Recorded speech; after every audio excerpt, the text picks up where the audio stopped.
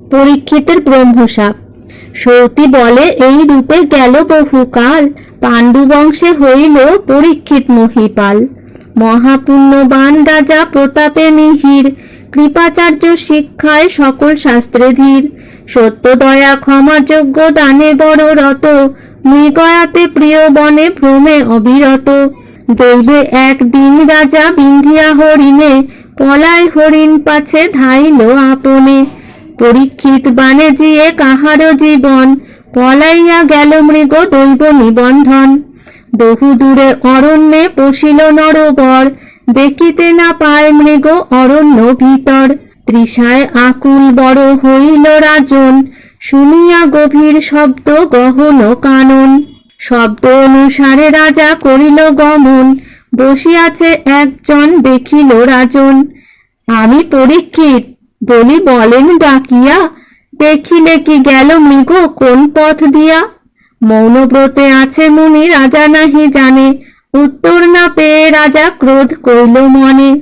একে তো রাজ্যের রাজা, দ্বিতীয় অতিথি, উত্তর না দিল মোরে, এ দুষ্ট প্রকৃতি। এত ভাবি নৃপতি কুপিত হইল মনে, মৃত সর্প ছিল দৈবে তার সন্নিধানে। ধনু হুলে করি সর্প গলে জড়াইল, অশ্ব আরোহণে রাজা হস্তিনায় গেল। ব্রাহ্মণের পুত্র মুনি শৃঙ্গি নাম ধরে, কুশ নামে তার সখা বলিল তাহারে। কিবা গর্ব করো আপনারে না জানিয়া, তোর বাপে রাজা দণ্ডে বনে দেখো গিয়া।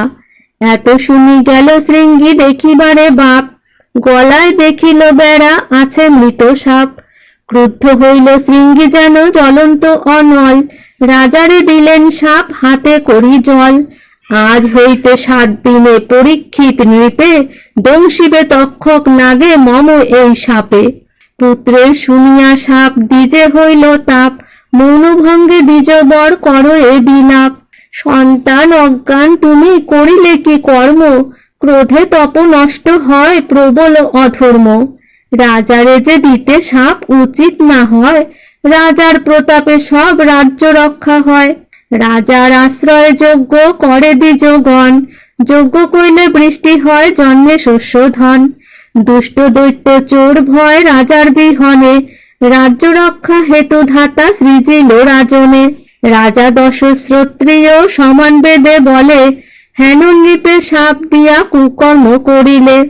অন্য হেন রাজা নহে রাজা পরীক্ষিত, পিতা সম রাজা স্বধর্মে পণ্ডিত।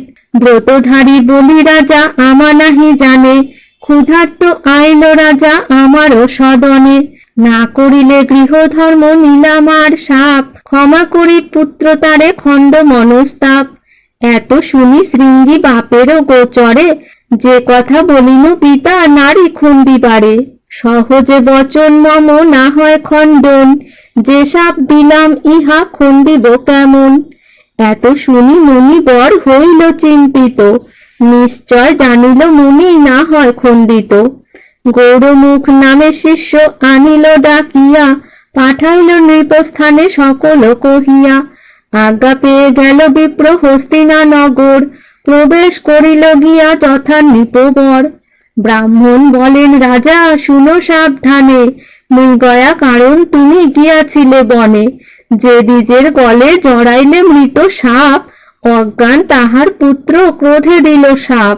পুত্র সাপ দিল তাহা পিতা নাহি জানে, সে কারণে আমা পাঠাইল তব স্থানে। শুনি হেন প্রীতিবাক্যে পুত্রেরে কহিল, কদাচিৎ সাপান্তর করিতে নারিল। 7 দিনে করিবেক তক্ষক দংশন, জানিয়া উপায় শীঘ্র করহ রাজন। বজ্রাঘাত হয় তার শুনিয়া বচন, আপনারে নিন্দা করি বলেন রাজন। করিলাম কোন কর্ম দুষ্ট কদাচার, ব্রাহ্মণের হিংসা কইনু না করি বিচার। আপন মরণ রাজা নাহি চিনতে মনে, ব্রাহ্মণের তাপ হেতু নিন্দয়ে আপনে। ধ্যানেতে ছিলেন মুনি আগে নাহি জানি, যে দণ্ড হইল মম সত্য করি মানি। মুনিরাজে জানাইও আমারও বিনয়, দৈবে যাহা করে তাহা খণ্ডন না হয়। এত বলি ব্রাহ্মণেরে করিয়া মেলানি, মন্ত্রণা করয়ে যত মন্ত্রীগণ আনি।